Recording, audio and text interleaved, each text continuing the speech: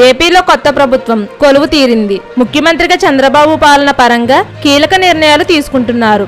మంత్రివర్గంలో పవన్ కు మాత్రమే డిప్యూటీ సీఎం హోదా కల్పించారు. పవన్ కోరుతున్న విధంగా శాఖలను ఖరారు చేశారు. మహిళలకు హోంశాఖ కేటాయించారు. ఇక కొత్త ప్రభుత్వం పాలన వ్యవహారాల్లో భాగంగా పవన్ కు గౌరవం పెంచేలా ముఖ్యమంత్రి చంద్రబాబు మరో కీలక నిర్ణయం తీసుకున్నారు.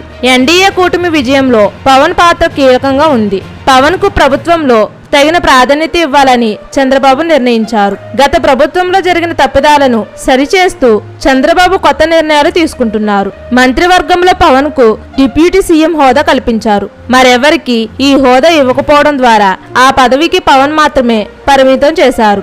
ఇక పవన్ కు హోంశాఖ ఇస్తానని ప్రచారం సాగిన జనసేన కోరుకున్న శాఖలను కేటాయించారు. పవన్ డిప్యూటీ సీఎం హోదాలో పవన్ కు పంచాయతీరాజ్, గ్రామీణాభివృద్ధి, అటవీ పర్యావరణ, సైన్స్ అండ్ టెక్నాలజీ శాఖలు పర్యవేక్షించనున్నారు. త్వరలోనే తన మంత్రిత్వ శాఖలకు సంబంధించి పవన్ బాధ్యతలను స్వీకరించనున్నారు. ఇప్పుడు తాజాగా చంద్రబాబు మరో నిర్ణయం తీసుకున్నారు. సాధారణంగా ప్రభుత్వ కార్యాలయంలో ముఖ్యమంత్రి ఫోటో ఉండడం ఆనవాయితీ. ఇప్పుడు ముఖ్యమంత్రితో పాటుగా ప్రతి ప్రభుత్వ కార్యాలయంలో ఉప ముఖ్యమంత్రి పవన్ ఫోటో కూడా ఏర్పాటు చేయాలని ఆదేశాలు జారీ చేశారు. ప్రభుత్వ కార్యాలయాలు ప్రభుత్వ ప్రచార అంశాలలోనూ ముఖ్యమంత్రి ఫోటో ఎక్కడైతే వినియోగించాల్సి వస్తుందో అక్కడ పవన్ ఫోటో ఉండేలా చర్యలు తీసుకోవాలని చంద్రబాబు ఆదేశించారు. దీని ద్వారా పవన్ డిప్యూటీ సీఎం గా ఉంటున్నా ఎక్కడ ప్రాధాన్యత తగ్గకూడదని భావిస్తున్నారు. ఇక ఎన్నికల్లో కూటమి విజయంలో కీలకంగా వ్యవహరించిన పవన్ పాలనలో ఏరికోరి తీసుకున్న శాఖలకు సంబంధించి